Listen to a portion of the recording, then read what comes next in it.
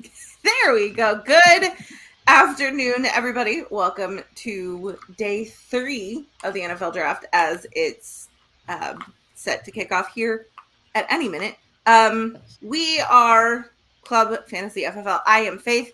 You're used to seeing me on Saturdays around this time in season for our start sit different day. Same with that guy over there, although you're used to seeing his face everywhere for everything at all times. Everywhere. No pun intended. Every Monday at 11 a.m. for Mock It Like It's Hot, Club Dynasty in season, DFS and Chill. Where else are you, Ryan?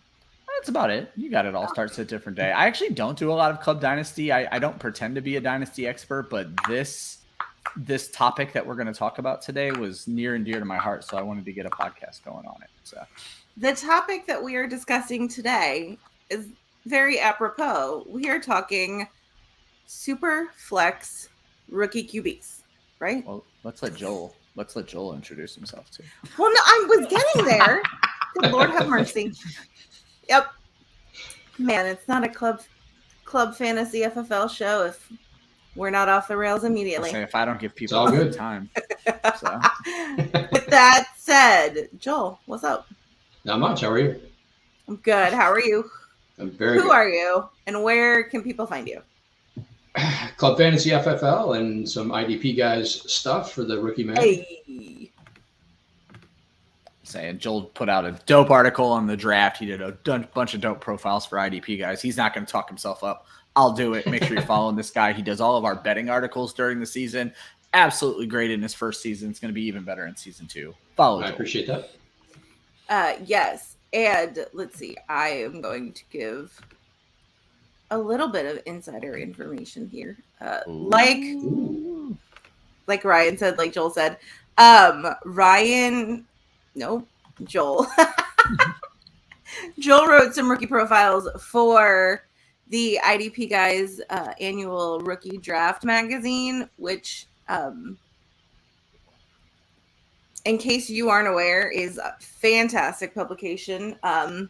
It's full of information you're going to want for your rookie drafts, offense and IDP, because there's not a lot to know. Let me rephrase that. That's not what I meant to say. There's a ton to know.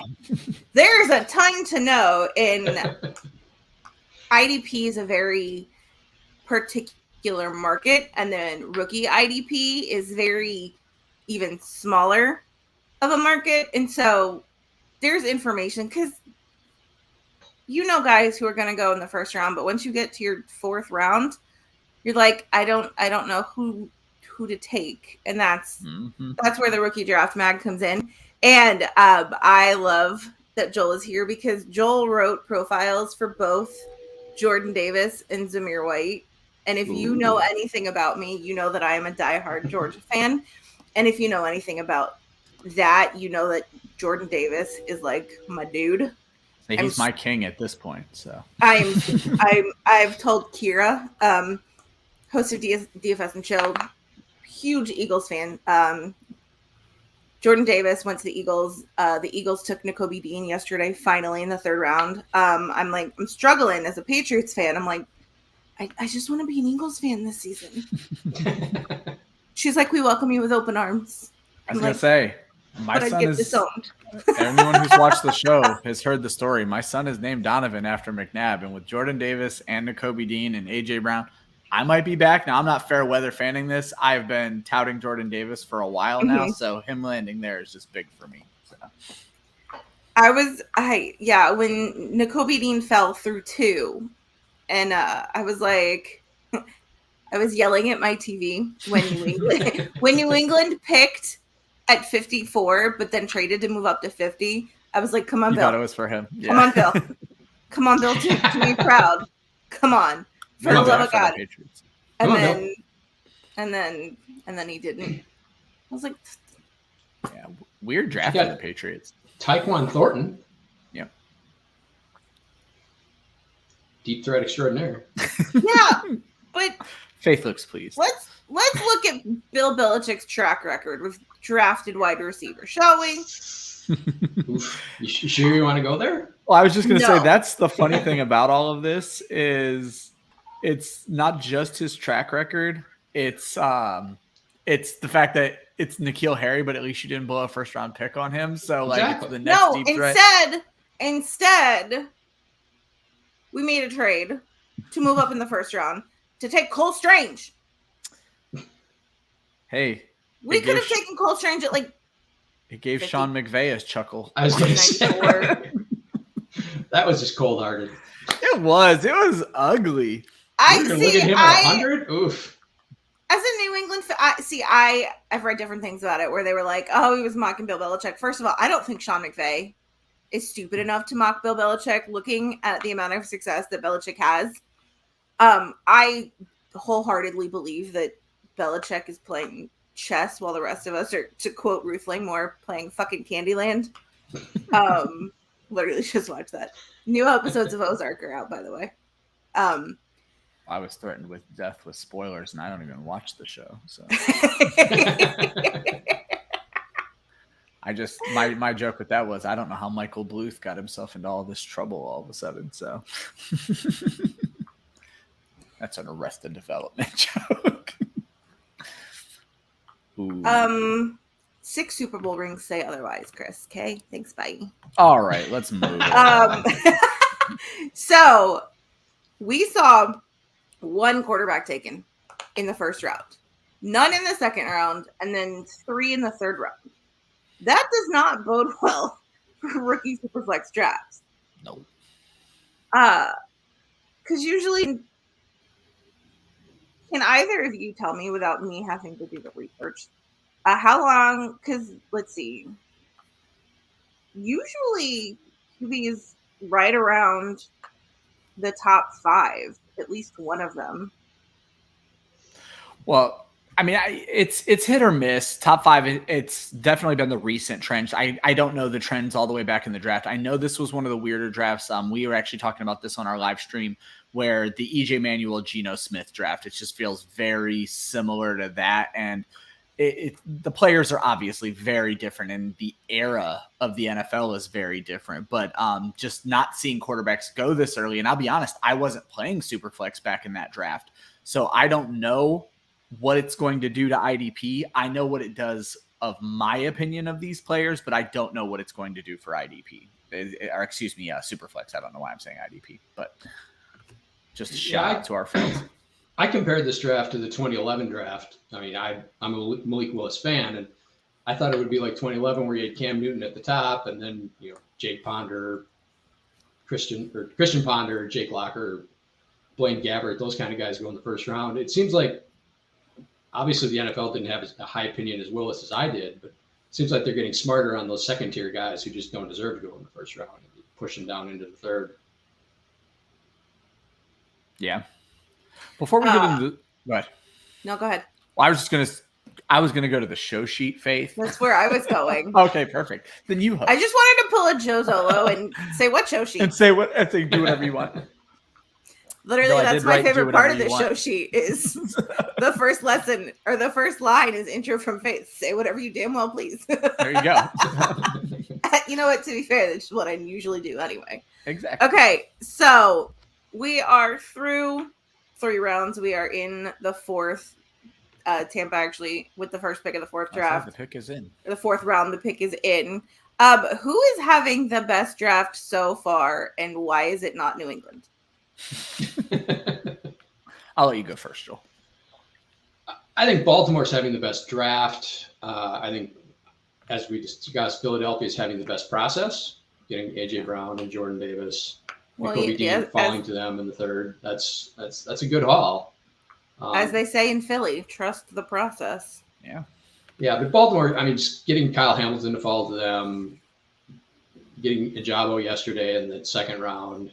He can basically sit for a year and rehab his Achilles. They let guys fall. They work the draft right. They let the guys fall to them, and let everything else happen above. And well, that's cool. It's the way they work, and it works. Yeah, I was gonna say what's funny for me is I love Baltimore's draft. I really do. maybe I focused too much on offense, but when I was breaking down my top teams, I put 4 ahead of them. I have the Jets, Sauce Gardner, Garrett Wilson, Jermaine Johnson, Breece Hall, and Jeremy Ruckert, literally top guys at every position. Yep. Ruckert is more of a developmental piece, and he's probably going to be a blocker right away since they just paid 2 tight ends. But I love everything the Jets did. I love everything the Eagles did for all the reasons you said. 2 teams that I love, the Atlanta Falcons, getting Drake London and my guy Desmond Ridder. I love Ridder, and now he doesn't have to start right away. And then, way more importantly, probably, Troy fucking Anderson is now an Atlanta Falcon. Montana State, Joe Zolo approved. Plus, they landed 2 other defensive starters. But to talk about Troy Anderson, these guys lost Foyesade Oluokun last year, one of the best tacklers in all of IDP fantasy football. Yeah, Foyesade Oluokun. Troy Anderson has an opportunity to get in there and play, and he is a do-everything type player. I'm not saying he's in IDP drafts. I'm super interested in Troy Anderson. And then I also want to throw out Houston. Derek Stingley, earlier than I would have taken him, but great. Yep. Kenyon Green to shore up the middle of that line. But I love Mechie. I think he can play the slot. I think it's going to be a situation where they need him to play the slot. And because right now Chris Moore was slated in their slot. So you're going to have Nico Collins and Brandon Cooks on the outside. And if Mechie, who did play a little bit of slot at Alabama, is healthy and ready to play, I think he has a sneaky good rookie season and a great career. Plus, they also landed other starters at linebacker and safety. So I love what Houston did too. So it's no slight against Baltimore. Maybe it just wasn't fantasy flashy enough for me, but I really like what those teams did. So I think you can kind of mix and match with Brandon Cooks and Mechie too. It's, you know, one can go inside, one can go outside. And I think that's a good fit for them. Yeah. In case you care, Tampa Bay took tight end Cade Otton at 106, and the Houston pick is in. So we are waiting to see. Well, Faith, I want to ask you, as an enormous fan, do you believe the Cade Otton draft, first pick of the 4th round, has any effect on, is Rob Gronkowski coming back? As of yesterday, he was still undecided. So Rob Gronkowski was partying it up with Julian Edelman in Vegas. So the only reason Rob Gronkowski came out of retirement is because Tom Brady went to Tampa. I wholeheartedly believe that if Tom Brady went back to New England, Gronk wasn't coming. Gronk has family here. His mom lives in my town, which is 2 hours south of Tampa. So there's a whole family presence here. Honestly, if he's healthy, I can see Gronk staying to play with Tom. Okay. There's that brotherly camaraderie. There's that. I think Tom keeps Gronk grounded in a way, and then Gronk really needs to teach Tom how to day drink, because Tom, listen, so sloppy. You can't get on a boat and drink all day while sitting in the sun if you don't pace yourself, buddy, or else you end up wasted on national television. Dehydration, man, it'll get you. So it's tossing the Lombardi Trophy into the bay. Yeah. Houston took Damian Pierce from Florida. Well, we're starting to see the offensive players going. So that's a good spot for him. That's true, Josh. So Josh said Otton is simply insurance if Gronk doesn't come back, and if Gronk does, it's likely only a year, maybe 2 tops. I agree. Yeah, that's exactly how. I mean, Brady can't play past this season. You don't leave, come back, and then stay for multiple years. So I just don't see it happening at this point. So with them losing O.J. Howard, as Josh just brought up in the chat, Otton's going to slide right in behind Cameron Brate and maybe all the way down to 3rd where O.J. Howard was if Gronk does come back. I mean, Gronk put it very bluntly during the 2020 COVID offseason that he hates offseason drills. He did all of his offseason in one day in different shirts and filmed it so that he could send it in on different days to make it look like he was doing everything. So Gronk is this was a thing that used to happen like in the NBA all the time where players would retire for the preseason and then come back because they just didn't want to do any of the preseason shit. And I feel like Gronk is playing that game for a little bit. So the Cleveland pick is in. Yeah, these picks go fast. I think they only I don't even know who this dude is. So. It looks like there's a guy on stage and it looks like he's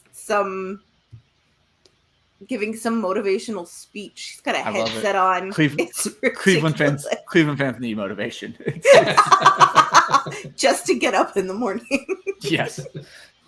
Now they're all pretty happy right now. I think they feel like Pittsburgh botched the Pickett pick. I certainly wouldn't go that far. They have Deshaun Watson, personal issues aside, which is still disgusting to even say, but he is a top 5 fantasy quarterback. So we'll see how that all goes. Speaking of Gronk, I watched an interview with Belichick the other day when Gronk he came to New England for like a workout or something. They left him in a room to go do something, and they came back, and Gronk was asleep on the floor. That sounds perfect. And I found it interesting because Nakobe Dean was dropping so far because of a pectoral strain that he didn't want to get surgery on, which I need to look into that more, because if it's just a strain, I don't know how you could have surgery on a strained muscle. I feel like there's something there. But there was a concern with Gronk before he was drafted because he had already had back surgery. Yep. And I mean, to me, a back injury that required surgery is much more precarious than a pectoral strain. So I just found it interesting that Nakobe fell so far, but everybody was like describing the difference between 6'6", 255 and 5'10", 218 or whatever. But I think Faith's right. I mean, the pec strain is kind of really you're pushing a guy down that far because of an injury that's going to take 6 to 8 weeks to recover from. That's a little strange. And again, how do you have surgery on a strained muscle? Well, I mean, I can understand if you tore it, if you popped it, but I was going to say, strains are stretching to the point of tear. I don't know. I'm not a physical therapist, and I'm not going to get into it. I think you can get surgeries on strains. So. I'm going to need Stefania Bell to come explain this to me. Like yes, let's get Stefania Bell. Sure. Send the invite. I think she's in Vegas, so I don't know how that'll work. Yeah. Okay, so we saw trades happen on day one for picks, but we also saw AJ Brown traded. Yes. What does that look like for him in the city of brotherly love? Do you think that it'll help him? It'll hurt him? He'll just stay the same? Joel? It feels like a pretty lateral move, right? I mean, you go from a run-heavy offense to another theoretically run-heavy offense. Good but not great quarterback from Tannehill to Hurts. It doesn't seem like it changes a lot. You get Devontae Smith to kind of take some pressure off him. So maybe that helps, but I feel like it's just pretty much a lateral move for him fantasy-wise. That's almost exactly how I feel. I was actually having this discussion with one of our writers on Twitter, Steve Lawson, and Kira had to jump in too because she's an Eagles fan. I jumped into their conversation. But Steve is very much of the opinion that they are going to throw the ball a ton in Philly, and I just don't see it. I don't either. If you look at Sirianni when he had Jacoby Brissett, he didn't throw the ball a lot. He hasn't thrown the ball a lot with Jalen Hurts. I don't expect them to throw a ton more. I do think they could throw more. I went and looked. I actually did this on draft night. The Titans only threw the ball, I think, 50 more times than the Eagles. So you could see that kind of leap up, keeping A.J. Brown very lateral, but he needs those touchdowns. And that's something that in Philadelphia, Jalen Hurts tends to do that on his own. Hopefully we see Miles Sanders fall his ass into the end zone a few times this year because that was super weird. You have Dallas Goedert in the red zone. I don't know why I can't say people's names today. I'm using accents that I don't have. But the long and short of it is I don't expect him to see – I mean, he's only – I think his career high is 106 targets. He's never been a huge target guy. He needs the touchdowns and he needs to be efficient. I do think we could actually see him jump up into the 125 to 135 range, but it's the touchdowns. That's going to help, but that's not going to make him a wide receiver one instantly. 130 is like the low benchmark to be a wide receiver one. You need the touchdowns, and that's my biggest concern for him. I do want to throw out, while talking to Steve, I did go look. One of the most insane switches of philosophy is a very similar team, the Baltimore Ravens. From 2020 to 2021, the Ravens threw the ball 200 more times. So it's not out of the realm of possibility that Philly is a completely different offense. It's not what I see happening, but it's not undoable. That feels like that was more out of necessity, though, right? Because you lost Gus Edwards, you lost Dobbins in the preseason. You didn't really have a lot of time to adjust to that. So you just, let's throw the ball. Let's let Lamar take take over the offense. So Absolutely. not a bad plan. I expect them to go back to their run heavy ways this year, especially without Hollywood. It'll be one of my favorite things to watch. Yeah, with the Hollywood trade. Absolutely. But yeah, I'm kind of interested to see what Philly does. Do they pick up a running back? Do they get a Zamir White? Are they, do they think Miles Sanders can be the guy for a full season? And I know there was a lot of love for Kenny Gainwell last year, but clearly he's not a bell cow either. So yeah. I would love Zamir White would be a great fit there. I am still a Miles Sanders believer, and he's only 25 years old. So I'm going to hang on to that. They're going to use Miles Sanders because honestly, I want to get him and cheap. But if they do add another running back, it'll be persona non grata at that point. So I found an article from Sports Illustrated. According to Ian Rappaport, Nakobe Dean suffered a major injury and declined surgery on his shoulder. So I'm assuming one had to do with the other. And then apparently he was also battling an ankle injury and a meniscus injury. Right. Someone who's had meniscus injuries. Matt awful. Lombardo commented that many teams felt that his first year would be a redshirt year. And that's what I heard too, but that's a steal. Can someone do me a favor? Because as somebody who edits fantasy football articles, especially rookie drafts, as of late, and doesn't really fully understand all of the terminology and the jargon, and honestly, some people might not as well, because what does redshirt year mean? Means you don't play it. Yeah, basically. it's a term. I don't know the origin of the term, but it's a term from high school and more college than high school, where you're in college for that year. You're able to practice with the team, but you are not using a year of your eligibility. You don't play. You just wait. In the NFL, they're just borrowing the term. It basically just means they're sitting out for the year. So gotcha. Good to know. Look at that. Because there's no eligibility. I mean, it kind of sucks for Dean because it's a year of his rookie contract that is just being wasted. So, or I guess it sucks for the Eagles if he's great. So, right. I just want to say for the record that Donna Ponte, who is the executive football administrative assistant for the NFL, by the end of the night last night, she had started taking over draft announcements, and I just saw her again this morning.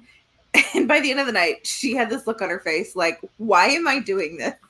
How did I get roped into this? Am I done yet? Yeah. It seemed like can we just get this over with kind of thing? It really did.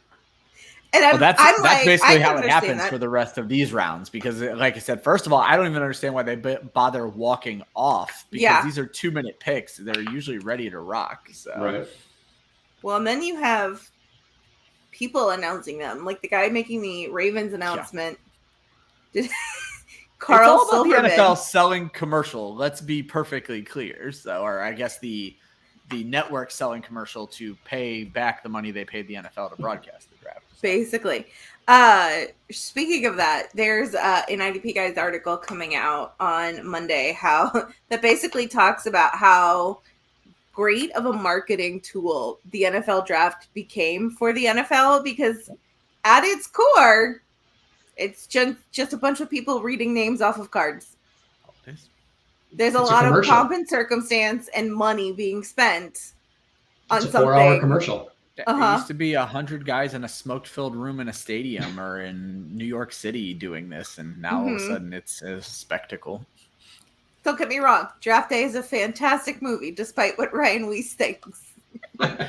It's a good, bad movie, but like realistically, and I like Kevin Costner. I'm not a huge Jennifer Garner person, but anyway, the realism is just awful. Those picks, those trades. It's come on, we could have done better. Come on, Tom, say it with me. But then I thoroughly enjoyed. Someone actually brought this up on Twitter that Sonny was somehow shocked by the fact that Mac was thrown out of a game. How would you have never seen this up to this point? Like, what the hell, man? Like, what kind of research have you done on this guy before you're writing on Post-it notes in the morning? How is this shocking you? Or the fact that all of his staff just assumed that it was some girl, and didn't do their research to know that it was his sister. Yep. Yeah, that part of it. Now, what's funny is the playbook story. I've actually heard there real stories like that have happened where they've sent blank playbooks to people and things and have not called about it. So that's some pretty interesting stuff. But okay, so the 106th pick, Tampa's first pick of the 4th round, was announced from Munich, Germany, and now the Jets pick at 111 is being announced from London by Nick Mangold. interesting. He's British. Who looks like the hybrid version of Tim. No, I want to say Tim Taylor, but that's his. Tim Allen.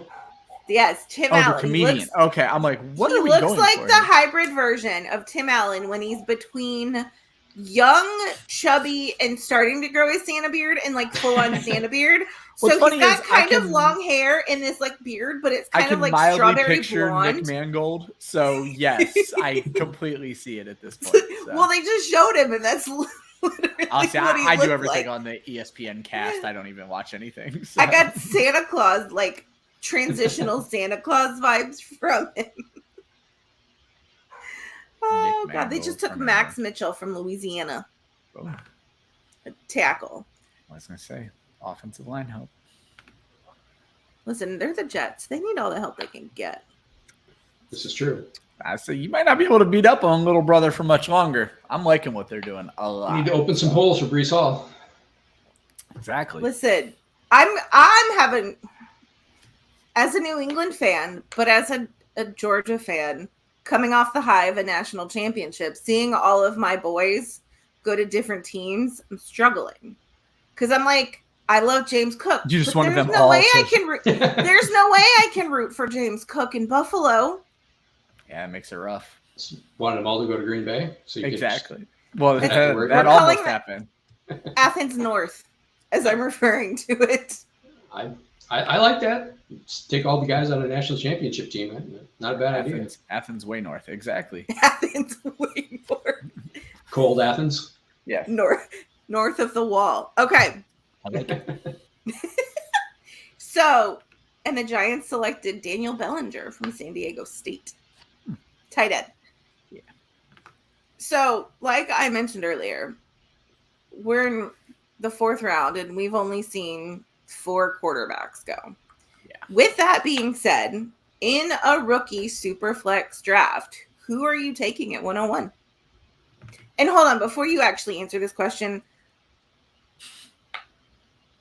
these kinds of questions frustrate me because who Ryan would take at 101 could be different than who Joel would take, would be different from who I would take, depending on who you have on your team. If you have Trevor Lawrence on your team, you're likely not taking another QB at 101 because he's young. I will counterpoint that. Okay.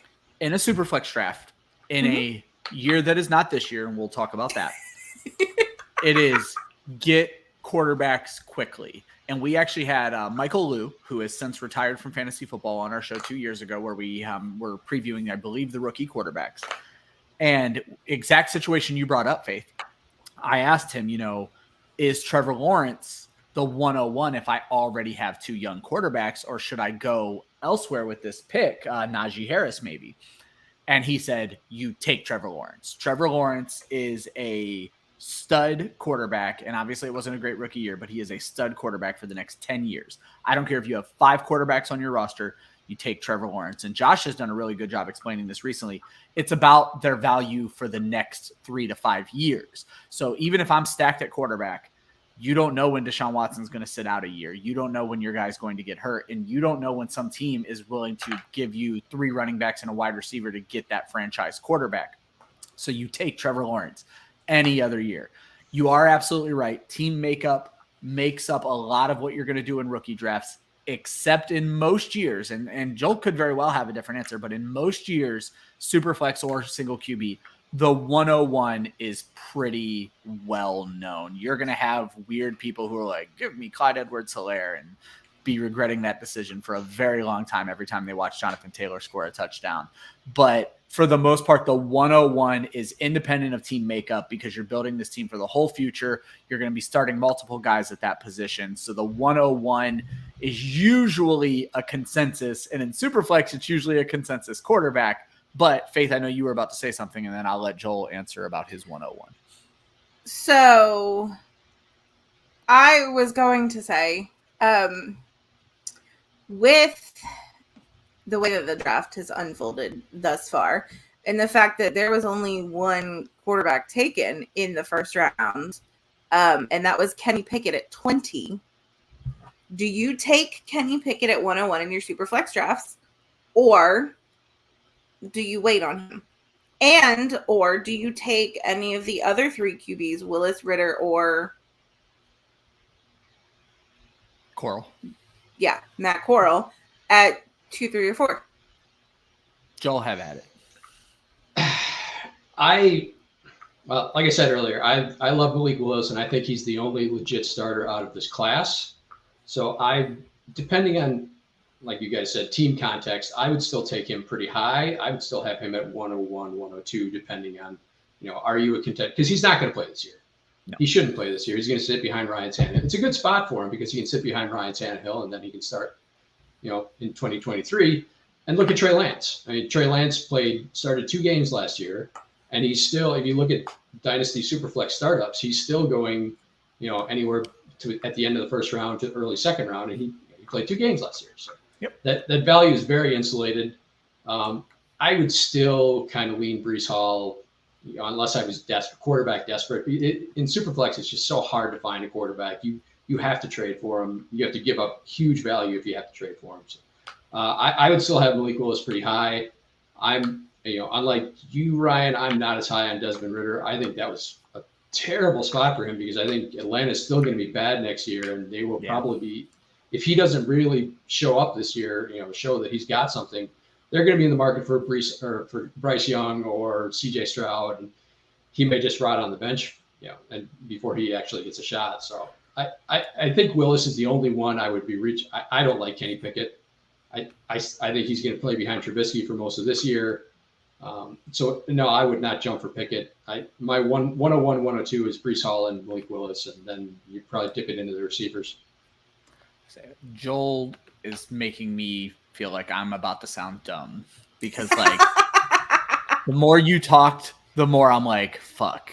You want these quarterbacks still because of all my notes are very anti-quarterback, but then when I read them, I'm like, you still want these quarterbacks because of the high price of quarterback. You're absolutely right. So I want to start with my 101 is Breece Hall. He was my 102 behind Willis coming into the draft.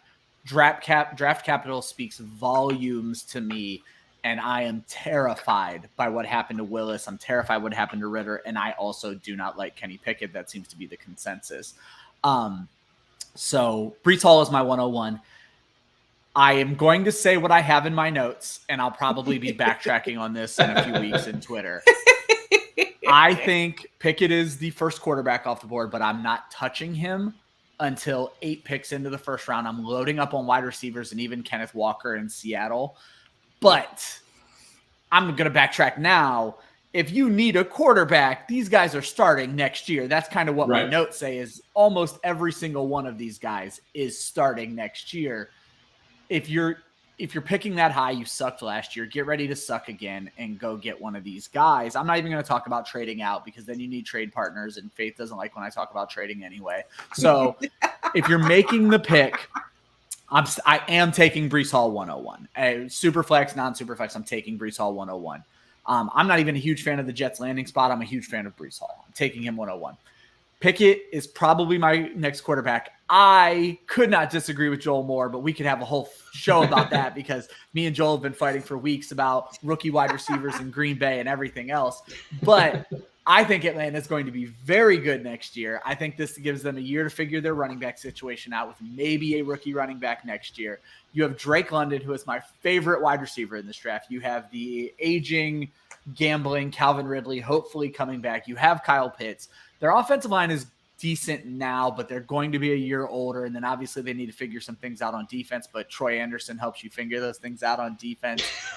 Only half joking. He is a good player. He's not a game changer like that, but I do think Atlanta's going to be good. So I still prefer Ritter to Willis only because the declining talent in Tennessee. Now, obviously they brought Willis in with Treylon Burks. That's awesome. But you have Derrick Henry, who's getting old. And of course, Elixirs. I don't know how I do a show with Elixirs in the chat and forget to mention Young Wei Koo. I don't know if you had that up already. I had it in my notes. So I was looking at my notes. Corral's the interesting one because Carolina has a ton of talent. He's likely to start next year. They're going to probably run with Sam Darnold's big forehead again this year.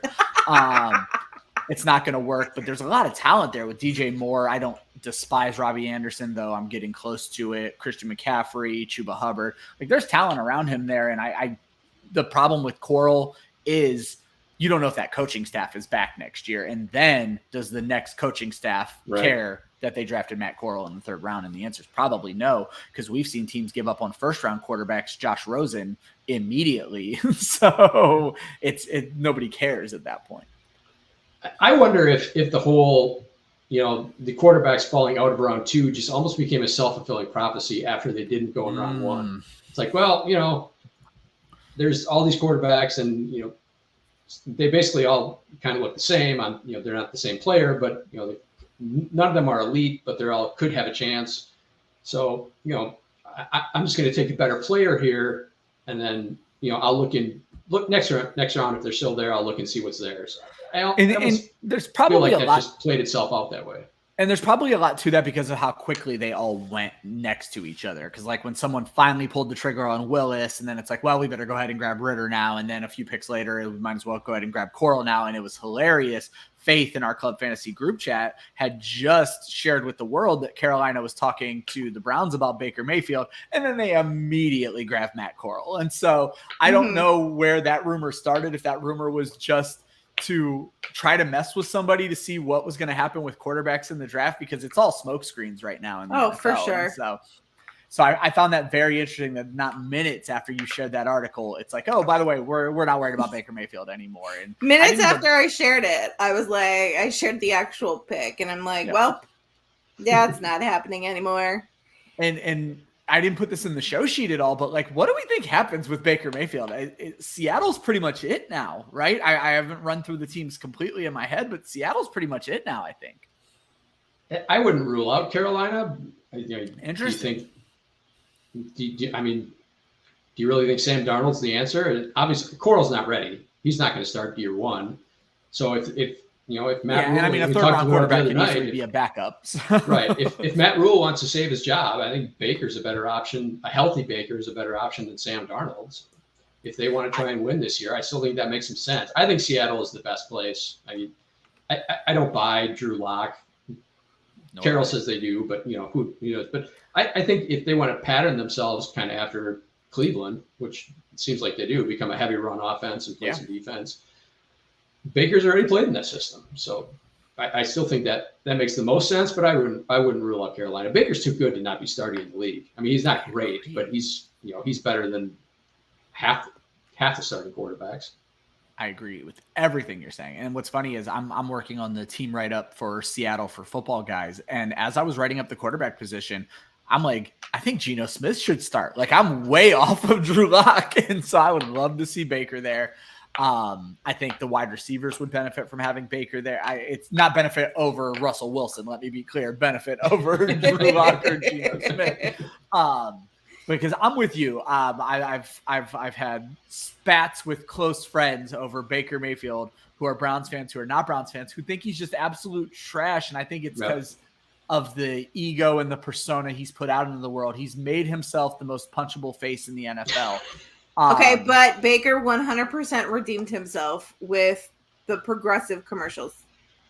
They are fantastic. Especially, my favorite is probably the Halloween one. Where kids are trick-or-treating and he just squirts nacho cheese into their So I agree completely. And so outside of Cleveland, that makes him a much more likable character.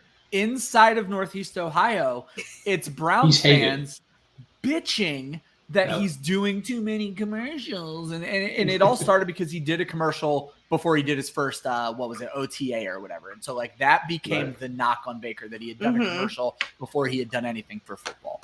And the Browns have obviously been, snake bitten at quarterback, but it's just such an interesting, like there are Browns fans who adore Baker Mayfield. And then there is no middle. Nobody likes Baker Mayfield.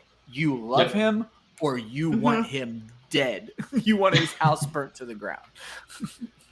Okay. I think he's better than people say, but he's not. Yeah, you're right. I live in Northeast Ohio, and people hate him here. It's just and I think a lot of that is he's not living up to the number 1 overall pick, and that's fine. He's like I said, he's still better than probably half the starting quarterbacks in the league. He didn't draft himself at 101. Exactly. I'm not yelling at you. It sounded like I was. No, for sure. No, you're exactly right. That's not his fault. Yep. Okay, so with Kenny Pickett being drafted by Pittsburgh, he's sitting behind Mitch Trubisky. Yep. With Desmond Ridder being drafted by Atlanta, sitting behind Marcus Mariota. With Malik Willis drafted by Tennessee, sitting behind Tannehill. And then with Matt Corral being drafted by Carolina, sitting behind Sam Darnold. Do any of those 4 have any sort of relevant value for redraft this season? No. I don't think so. I look forward in I'm going to call it now. Hopefully they don't have a bye in week 13. I look forward to putting Desmond Ridder on my stream of the week list and just laughing at all the haters, Joel and Luke Sawhook. Luke Sawhook. Listen, if Luke Sawhook hates on you, just mock his nachos. Oh, he's not hating on me. Cheese. He's hating on my little baby Desmond Ridder. Little baby Desmond. I was going to say, you think Mariota stays healthy for 13 weeks? I was going to say, as I was saying, week 13, I immediately regretted it. I was like, well, but they also way too far in the future. Okay, so you talked about Mariota staying healthy. So if something happens to Mariota, Atlanta also has Felipe Franks. So and Josh Rosen for the time being, because I had trouble with how they're going to shake out their depth chart with Ridder. I don't know if it's going to be Franks or Rosen who loses their spot. I don't think. Honestly, I don't even know who Josh Rosen is, so that says something. And that's fair. Both of what you said is fair. Felipe Franks does feel very much like a gadget guy. The reason I think Franks could be the guy who stays is Rosen is not an overly mobile quarterback. Franks is, Ridder is, Mariota is. If you want to keep system stability, you're going to keep 3 guys who are the same. I think they do keep 3. I think Franks lives on the practice squad. Ridder is the backup game day quarterback. And I think Josh Rosen ends up getting his walking papers, which will be his 6th team in 3 years or 4 years or whatever. It's just an interesting situation. You can go back to Arizona and back up Kyler. I mean, hey, they could certainly use him at this point, right? Okay, so but no redraft value at all. You're not looking at a single one of these guys. Not one. I guess the better question would be, in the weird hypothetical, one of them wins the job a la Russell Wilson or an injury. I'm still probably not looking at them in redraft because of the situations they're in. So they all needed time. It's better that they have time. So why are you making this difficult for me, people? Carry on. Talk amongst yourselves. I'm looking for something. Well, we're basically to the end of the show sheet. We did skip a question, so I'm going to go back. What's your favorite landing spot, Joel? What's your favorite thing that's happened in the draft, player to landing spot? I like Breece Hall to the Jets. I think that works well. I don't think Michael Carter ever had any real fantasy value. His role is a 3rd down back. So I love Breece Hall to the Jets. I think that's a young ascending offense, and he's going to be a big part of it. Ooh. This is not what I want. Sorry, okay. Keep talking. I was going to say, I'm going to go the other way. I'm going to go Kenneth Walker to Seattle. Chris Carson, I was just reading medicals, has not been cleared for anything yet. It's very likely Chris Carson is done. Rashad Penny, who was, and this is actually for me a bump for Walker, not so much for Penny. Rashad Penny was the number 1 running back in all of fantasy for the last 5 weeks of last year. That offense, even when they are not playing well. Seattle was not a good team last year. Russell Wilson was having his injury woes. They missed the playoffs, and they ran the fewest plays, I believe, in the entire NFL last year, if I remember my stats correctly. By far. Yeah. By quite a bit. It was not a great offense, but it was great for the running back. Rashad Penny, I think, is going to now get first crack at this job. I originally thought it was going to be Carson with Penny backing him up again, but I think it's going to be Penny. I think Carson's not going to be on the team. And then I think Walker, Penny's going to get hurt. I mean, I know that sounds terrible, and I don't what's the word I'm looking for? I don't pray for injuries. I'm not hoping a player gets hurt. He's going to. He's not going to play 17 games. Kenneth Walker is going to see nice volume in an offense that can produce the RB1. And I'm just shocked because if you followed our show for the last 2 weeks, Joel has been beating the drum of Christian Watson to Green Bay, and that's not the player you give me for your favorite landing spot, buddy. I don't think fantasy-wise he's a first-year guy. I mean, I think Breece Hall is going to be a star of year one. Watson's a developing player. I love the player. I think he's going to be a very good player. I don't think year one he has a huge amount of fantasy value, even with his competition being Sammy Watkins and Allen Lazard. But I love the spot. I love it for the Packers because he's what they need. He's central casting Packer wide receiver right off the lot. I don't think his fantasy value is immense year one. And I agree with that. And what's funny for me when I was looking at all the first and second round guys, with one exception, maybe two exceptions, the landing spot was just so good. Garrett Wilson, Drake London, Jameson Williams, like they all went to places where they needed to go. I don't understand what the hell the Giants were doing taking Wan'Dale Robinson, a gadget guy, the next Isaiah McKenzie for Brian Daboll in round 2. When you already have Kadarius Toney, I think it's writing on the wall for Kadarius Toney. But everybody, I really enjoyed the landing spots for these wide receivers. But you're right, some of them are not going to produce right away. But my goodness, what a plethora of rookie wide receivers for dynasty drafts. In non-Superflex drafts, so the first 20 to 24 picks, the first 2 rounds, you're going to see so many wide receivers going because they're just such good value and good spots at this point. And Sky Moore probably moved himself way up going to Kansas City. I mean, he's probably a top 5 guy. I would think. Well, and Joel, you were in, I think, our most recent mock at like a top rookie draft where Sky Moore went 7th or 8th, and I didn't know the hype had gotten that high on him already. So you're absolutely right. He is more than likely a top 5 guy at this point. And I can't wait. We're not doing a rookie draft on the show this week, but next week we're getting back into the rookie drafts. And I'm very excited to see what's left with, what's changed from pre-landing spots to post-landing spots. It's going to be very fun. I think he probably moves up ahead of Chris Olave. I think he probably moves up ahead of Jameson Williams just because Williams is probably going to miss half the year. Mm-hmm. I think that it pushes him from back to the first round, early second round guy to right in the middle of the first round for rookie drafts. I concur. It is definitely going to be interesting when Wookie drafts. Yes, that would be arguably I was like, wait a second, than the draft we've had. And a lot of rookie drafts are going to be this year. Okay, that just made me think of something. As our final question, actually, I'll ask it in a second. Ryan, before I ask my question and we leave, let everybody know who you are and where they can find you. Oh, absolutely. I am Ryan Weiss. I am a co-host with everything we do with Club Fantasy. I have a lot of free time, and I choose to spend it on fantasy football. So anytime Josh wants a show done, I volunteer to do it. Josh is the master and commander over here at Club Fantasy. He won't call himself the owner or the founder or anything like that. He is too humble for that. But anyway, So if it's Club Fantasy, I'm probably involved. I love helping these guys develop articles. They all do such great work with their articles. And then I occasionally like to throw an article or two together for a little site called Football Guys. Joe Bryant was humble enough to bring me on to reach out to me when I left a previous post. And so I've been with Football Guys for about a year now. And so I occasionally do articles over there. I participate in all their roundtable articles where we get together with some of the best minds in fantasy football and answer questions to help you guys win your drafts. And so if it's Club Fantasy, I'm probably involved. If it's Women of Fantasy, it's all Faith. And if it's football guys, I try to do my best to at least promote it because they do such great work over there. That's true. All right, Joe. Joel Worth at the Joel Worth on Twitter. I write for Club Fantasy, write the Blurred Lines betting guides during the season.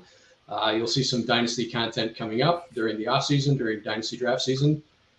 Do some rookie profiles for IDP guys, and you mentioned I do live in Canton, so when the Fantasy Football Expo comes in August, I'll be all over. And so will Club Fantasy. Club Absolutely. Fantasy and Women of Fantasy Football. Be on the lookout for us because things are happening. And for those not aware, if you are under a rock, Women of Fantasy Football is being represented at the draft right now by our girl Kelly Singh, who is asking fantasy relevant questions to NFL draft prospects. Ike Ekwonu with the master fantasy advice after Kelly tees up the question of avoiding early round quarterbacks. I am pretty sure every fantasy analyst shed a tear that day to know that there is a football player who gets it. You don't take quarterbacks early, except Superflex drafts, except this year. But you don't take quarterbacks early. Asterisk, asterisk, asterisk. Yes. You don't take a quarterback early in a Classic 1 QB league. No. I wonder if he'll be in on Christian McCaffrey this year. He'll worry about injuries. I imagine. Okay.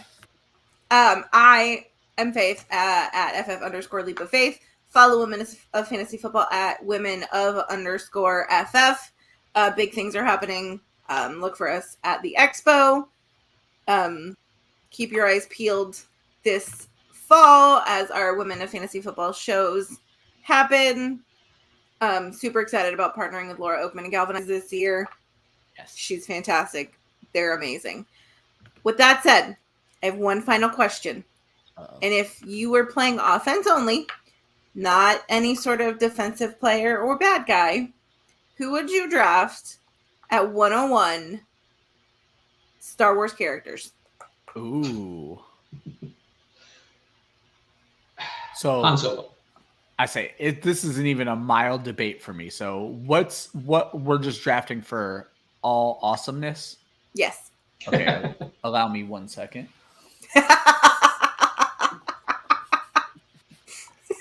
So Lando Calrissian is the coolest motherfucker that has ever existed. But then to make matters so much better, not as if Billy D. Williams wasn't amazing, I am an enormous fan of Donald Glover and everything he does. So when then he signed up to play young Lando, I don't even call Solo. I call it the Lando movie. That was it for me. The Saturday night skit where he was Lando and hit him with the line, if you need a Mando, call Lando. Everything about it is perfect. He's the smoothest smuggler in the universe. The coolest motherfucker. 101. Lando Calrissian. Joel. I'm going to say Han Solo, but I'm old school. So.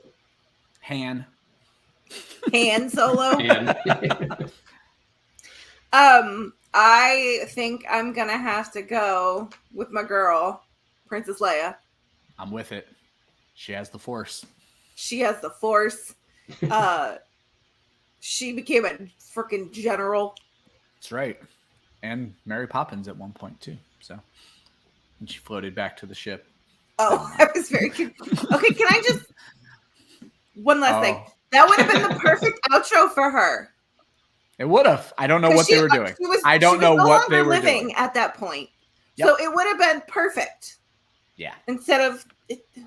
Questionable decisions. Questionable directing by Hollywood. Guys, if you have questions, just ask Ryan or I. We can direct your movies for you. We got you. With that, I am Faith. That's Ryan. Nope, that's Ryan. Dang it, I was so good all the time. And there you go. Joel. Yep. Wait, here I am. Yeah. Wow. Yep, I did it. You can catch Ryan Monday morning at 11 a.m. on Mock It Like It's Hot. Be on the lookout for the link from Club Fantasy if you want to join the mock. And then next Wednesday at 7 p.m. Eastern, Josh, Ryan, and Joe will be back to talk all landing spots for the draft and just have a general argument about why Troy Anderson should have gone 32 to Detroit. Yeah. Or maybe that'll just be Joe. I'm sure we'll Probably be very just passionate Joe. about that. So. Very passionate. Thank you for spending any kind of time that you did with us today. Yes. Have a great rest of your Saturday and have a great weekend. And enjoy the rest of the draft. Yes. Absolutely. Do that. Bye.